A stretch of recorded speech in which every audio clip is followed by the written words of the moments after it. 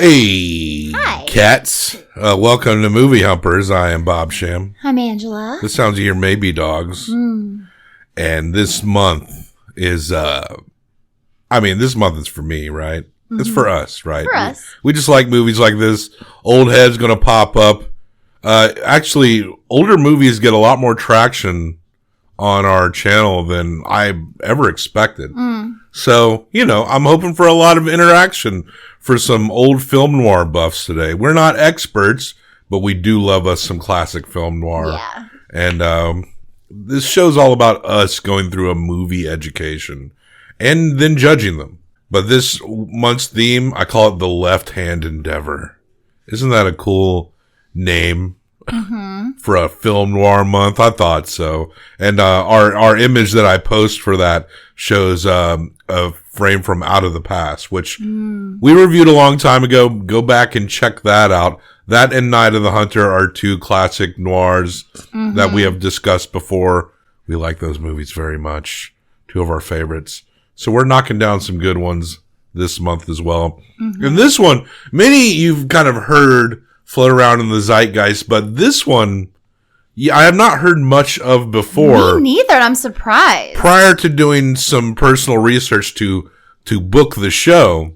But this movie, They Live by Night from 1948, directed by Nicholas Ray. Nicholas Ray's most famous film, Rebel Without a Cause. Ooh, that makes sense. Another good movie. And this will not be the only Nicholas Ray movie we discuss, as later in the month we'll be discussing In a Lonely Place starring Humphrey Bogart. But yes, very, in terms of just compared to some of Nicholas Ray's other works, this movie's very underrated, right? But it's so good. This movie's good. It's really good. It's written by Charles Schnee, Nicholas Ray, based on a book by Edward Anderson, and it stars our boy, he's gay, Farley Granger, who we saw in Rope, when we discussed the film Rope. Also starring Cathy O'Donnell, Howard Da Silva, and J.C. Flippin, amongst others. Now, with the movie Gilda, we called it a noirmance. Yeah. It was pretty pure noir, and then at the tail end, it felt like almost the overall tone of the movie shifted completely to a pure romance. This is a romance that never not feels like it's noir. Yeah. And I think when we were discussing Mississippi Masala a couple months ago at this point, that we were talking about the convincing romances and what we like out of romantic movies. Maybe we're not as drawn to a lot of the more, at least from the 90s, 2000s era. The more conventional romances.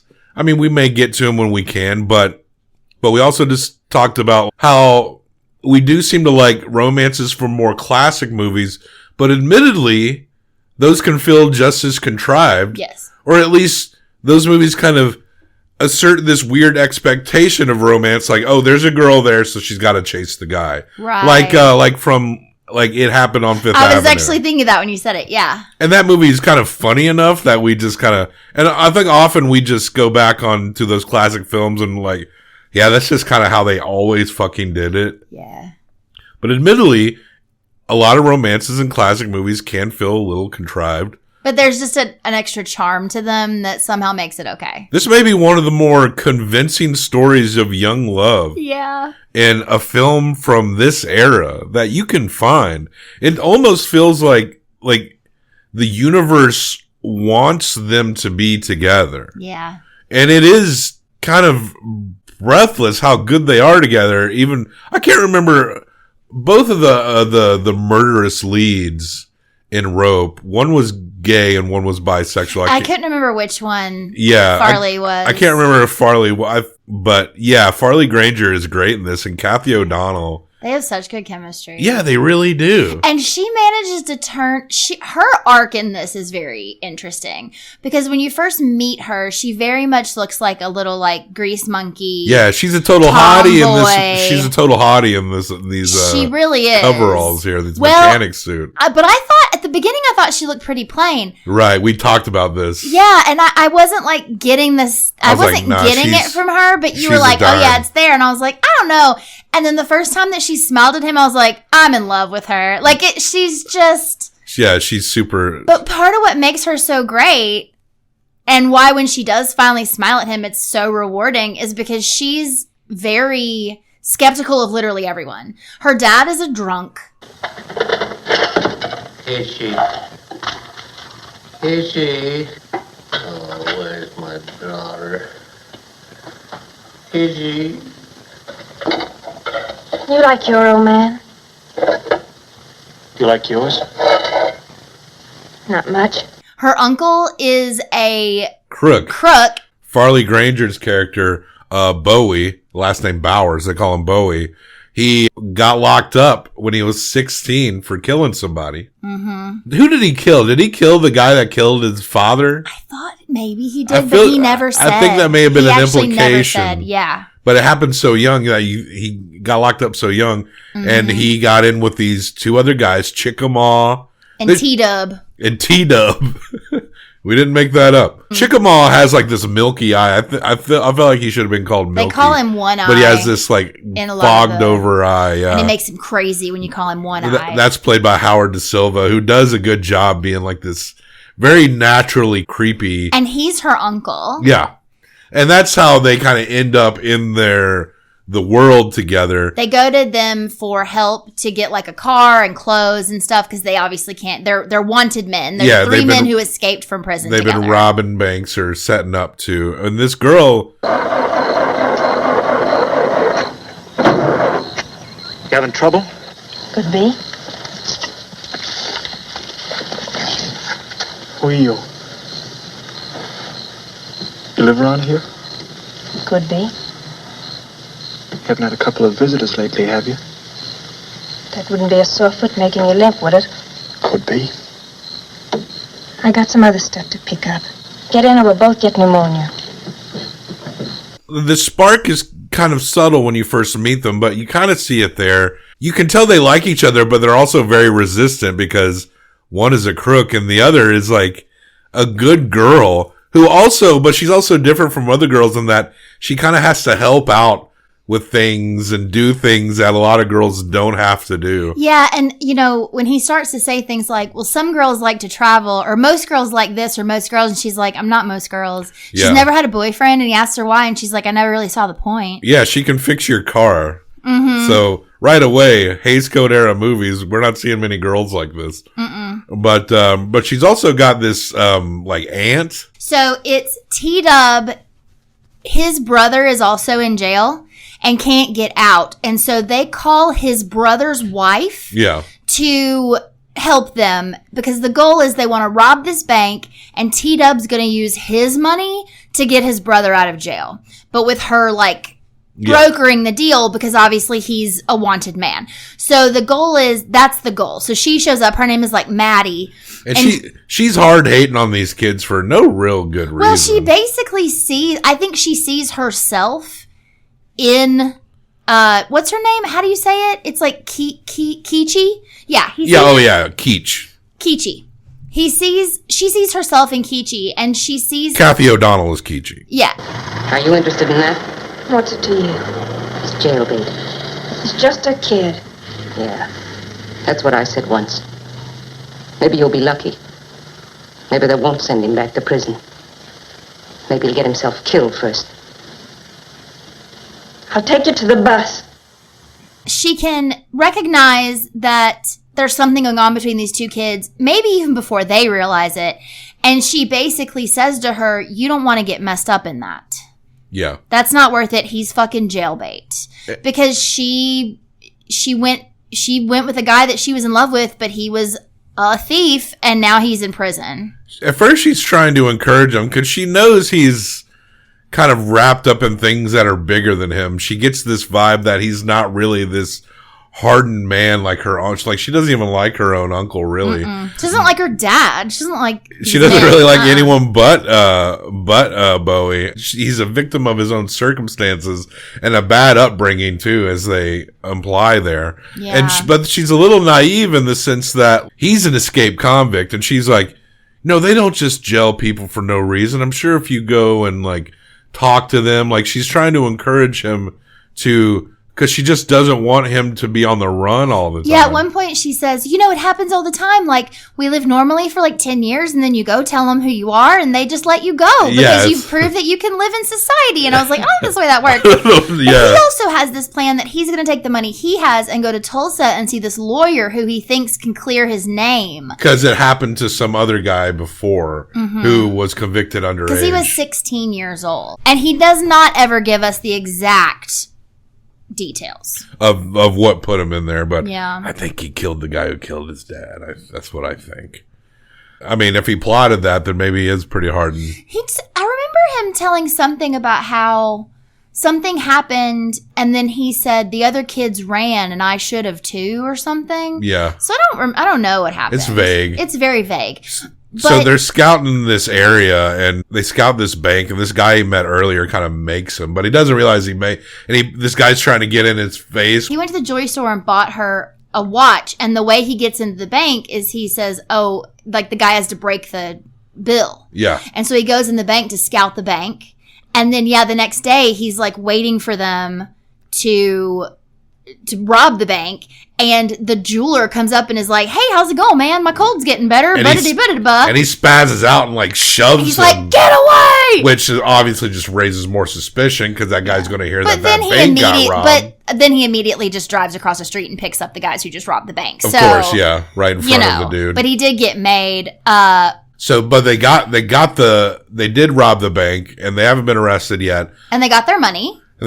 So he goes back and, like, you could tell, like, the Cosmos are trying to shove them together. Well, and there's this scene that, like, felt... Pull your shirt up.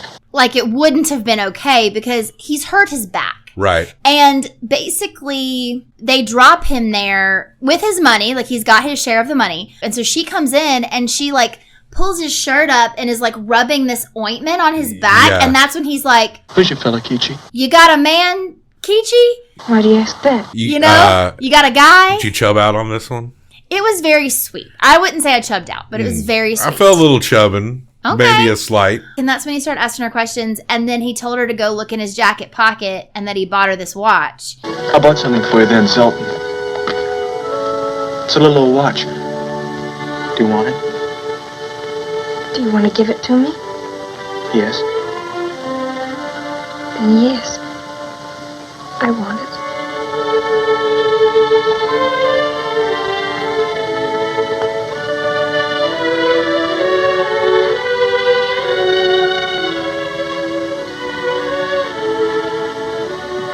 It's just very sweet. And then basically she goes, were you asking me if I had a guy because you think you should be my guy? And he's like, yeah, I mean, I think maybe I was saying that. And they have this cute thing that they do. But as they were doing it, it's very cute. But I was like, you could never handle this because it would literally make you crazy. Because he'll go, do you want to be my girl? And she'll go, if you want me to. And then he'll go, yeah, I do. And she's like, okay. But it's like this, they always flip it around on each other. Like they won't just say, it's always like, well, do you want me? Well, okay. They know. It's flirty. They know this is a bad idea. Like you can tell constant checking in. The undercurrent of the whole situation. They both know that this is bad, but they are in love. Convincingly so. Yeah. They cannot help but be drawn together. So they decide it becomes a road noir, basically. Yeah, well, and so, they find in the paper, like, that they know who they are. And for some reason in the paper, they think because he was driving that he's the leader of the gang. They call him the Bowie Kid. And no, the Zeppelin, whatever the bank was called. The Zeppelin Kid. The Zephyr robbers. And they call him Bowie the Kid. Bowie the Kid, yeah. His legend, as he's on the run, is becoming so much bigger that they're even being blamed for murders and robberies that, like, they're not even Absolutely. doing. And now they know, like, they leave together and they get on a bus. And then they end up getting off the bus to get married at this, like, quick, like, $20 marriage place. Which is so funny because the man looks at Bowie and he says, you don't think much of my way of marrying people, do you? I sure don't. Well, me neither. But I'm giving folks what they want. My way of thinking, folks ought to have what they want. As long as they can pay for it. You folks driving? No. Come in on the bus? No. You ain't aiming to get a hitch. That's no way to start a honeymoon. But they're getting married there. Yeah, that was a strange question. It's like, what do you care, right? Yeah. Well, because that guy seems to kind of be just like the guy you go to for stuff, because he also hooks them up with a car. The guy is so obviously like, yes. I know. He's like, what do you need? I have a man. How much money are you going to give me? And, he always needs his cut. But yeah, so they get married and they get in a car, and it's so sweet because he's been in prison since he was 16 and she's never had a boyfriend. And they don't actually say sex, but they're in the car at one point and she goes, I don't really know much about kissing.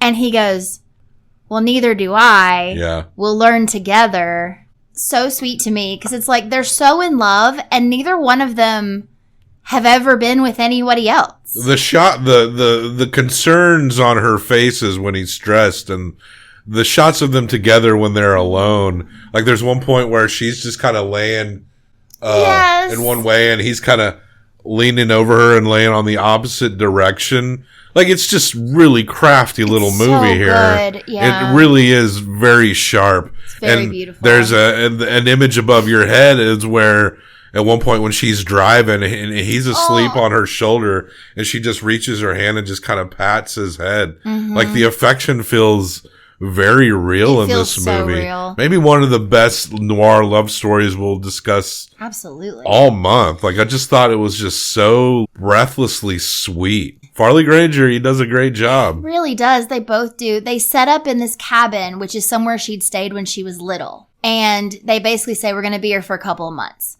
Right. And so they kind of get to know the man and his son. That was a really cute little bit part for that kid. These interactions when they're on the run, there's like there's paranoia in the air, of course, because they're escaped criminals.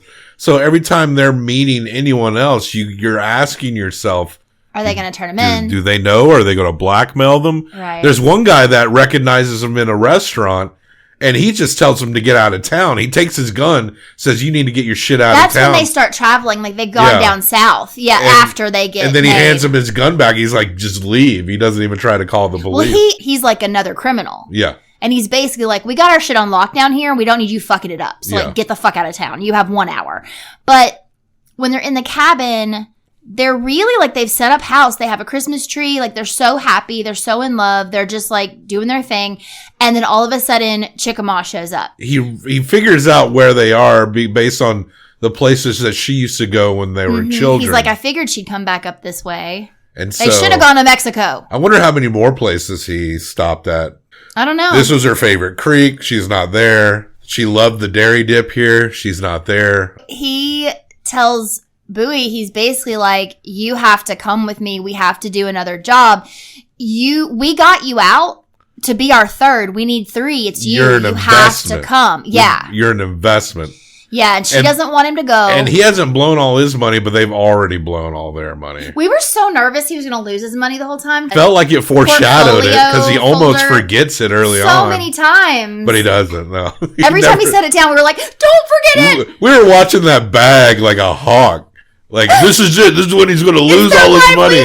And it never happens. No, it never happens. So he goes with them against her wishes and against his better judgment. And it's interesting because the bank robberies, they happen off screen, right? And he tells her, he's like, I've got to go do this. They don't have any money.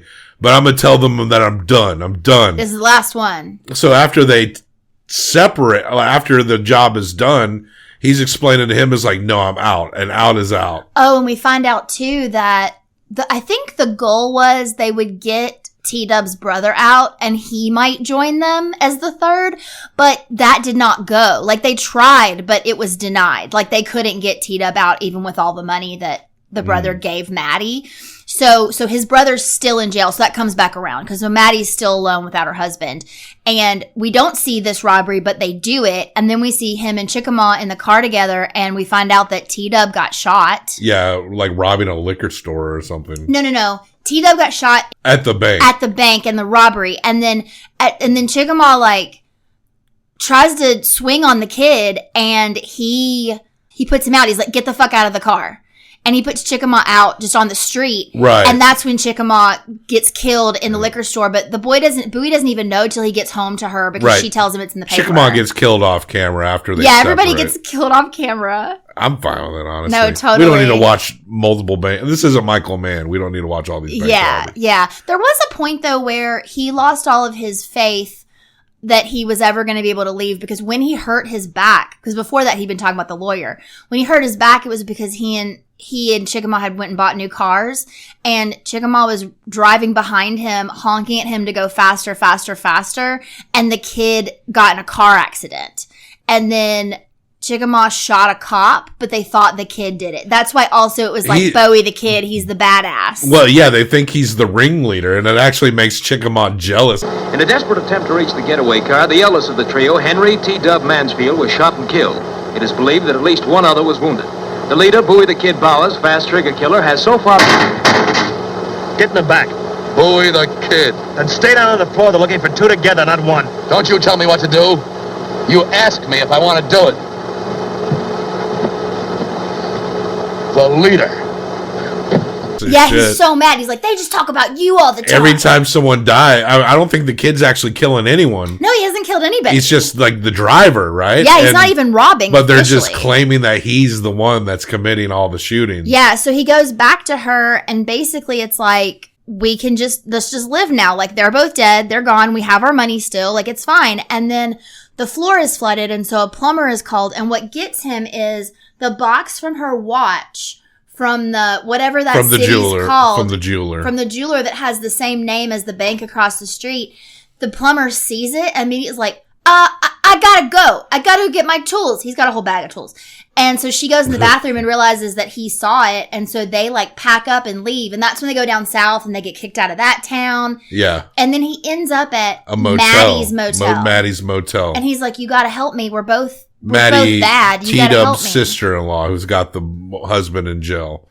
She does reluctantly agree to let them stay there, and Bowie kind of threatens her a little bit, or at least makes her feel bad, like, you're no different than me. You're a thief, just like me. And you ain't gonna go yell on us. Chi-Chi's gonna stay here. And if you or anybody else don't like it, it's just too bad. You're a thief just like me. And I'll give you money, like, just let us stay here. She's sick. His wife was sick. Yeah. She's pregnant. We discovered she'd been pregnant for a bit. Yeah. But now she's just ill. But then we see that this lady is informing on the police in order to try to get her husband out. And so she basically is like, if I can give you proof that catches him, you have to release my husband immediately. And they agree. And then she's like, they're in roommate. And he's gone away to try to go back to that man that married them to see if he can help them get to Mexico, because he offered at the beginning. Right. And they should have taken him up on it, because then they would have been fine. But they didn't. And the guy's like, no, I can't do that. Now it's too hot. Like, I can't help you. But his reason was weird. He was like, I can't help you because there's no hope. Yeah. Just take the kid's money and give him the tickets to Mexico. Yeah, perhaps. Maybe the police had already come and found them or something. I don't know. Maybe. But so he goes back and he goes to talk to Maddie first before going into the room, because now his plan is to just leave a note for the sake of his girl. It's safer for her if, like, maybe he takes off, and he hopes that maybe if things straighten out down the road, he can come and see her and see the kid. Gives Maddie a bunch of money to take care of her. And he apologizes to Maddie. Of course, we know that Maddie has been snitching on him, and Maddie looks just visibly like she's not proud of herself. No, and at it's all. good. Knowing what we know, her face is like perfect. And he writes a little note for her, and Maddie reads it over his shoulders like she's really going to like that. But Maddie, at first he's just going to be like, Maddie, just tell her. Ain't you going to see her just once more? No, I'd have to tell her. It's safer this way. She's asleep. You ought to see her again. You won't wake her. Don't you think she'd be glad to know you came back and saw her just one last time? I don't know it. It's only a thing women would know about. I mean, we know what's up. And then she finally convinces him after he writes this sweet little note. And we see police like hiding all out. And as he's approaching the cabin where she is, they just start shooting. They call his name out and then blast him. And then she runs out and he dies in her arms. It ain't like the ending of Gilda. This noirmance stays noir to the very end. The universe wanted them together, but the world tore them apart. Wow. I can write blurbs on the back of these DVDs. Wow. That should have been on the poster. Shoulda. Ooh, that's slick. I like it. But yes, this movie, it's just, I had so much fun just watching Farley Granger and Cathy O'Donnell together. Like, all of their, like, it really is just a near pitch perfect noir love story to me. Yep. And I couldn't get enough of them together. Yep. And Farley, he's like a criminal, but he's so aw shucks at the same time. Mm-hmm. Cathy O'Donnell, I think she's super, she kind of looks like Mia Goth a little bit. But anyway, we're going to review this movie. You're going to give it 1 through 5. I'm going to give it 1 through 5. Combined for best out of 10, They Live by Night from 1948, directed by Nicholas Ray. I will go first. 4.5. Same. That's a 9. A plus, almost S tier. It's hard to get an S tier. It's hard. But this movie is definitely, it shares the rankings with Philip Kaufman's Invasion of the Body Snatchers, My Own Private Idaho, Poor Things, Tar, Sword of Doom. Yes, They Live by Night is at least as good as those movies. And I agree. Watch this movie. If you just watch it, it's so good. An underspoken noir gem and a genuinely heartfelt and convincing romance. But it is a noir, so just keep that in mind with the ending. Absolutely. This is the kind of movie that I love making this show with you. But when we find a movie like this, it's like the reward for doing what we're doing. You know? Yeah. Like every so often we watch something that we don't know what we're getting into. This could have been terrible, but it ends up being one of the best movies that we've seen. I mean, an A plus is fucking, it might as well, like we've talked about this before. Like if it's a 9, yeah, watch it. I mean, if you just add a 0.25, it's S tier. Exactly. So yeah, just go ahead. It doesn't matter where we put it, but we are right when we say this movie is really, really fucking good. That's all that matters. We are always right. Our rankings are just to establish that we talked about the evidence that we discussed the movie. Yeah, and it's fun to look back at. And yeah, if you think this is an S tier, I ain't arguing with you. In my heart, it might as well be, right? Right, yeah. But yeah, They Live by Night, such a good one. I mean, I love movies like this, so. And it makes so much sense that it's by the same guy that did Rebel Without a Cause. Yeah, totally. I love that. So check the show notes for links to other places to find us. Like, subscribe, leave a comment, a correction. We'll get to another Nicholas Ray movie before the end of the month. I'm excited. You got any fun facts? I love those as well. We appreciate you. Jimmy Cagney. I don't know if Jimmy Cagney is in any of our noir movies this month. I think most of our noir movies are 40s and 50s. And I think we'll have a German noir that's in the 30s. But we do have a specific sign off for the Left Hand Endeavor. You remember what it is? Yeah, see? Oh, right. Do it, Angela. By mid-month, you'll be completely used to this. Yeah, see?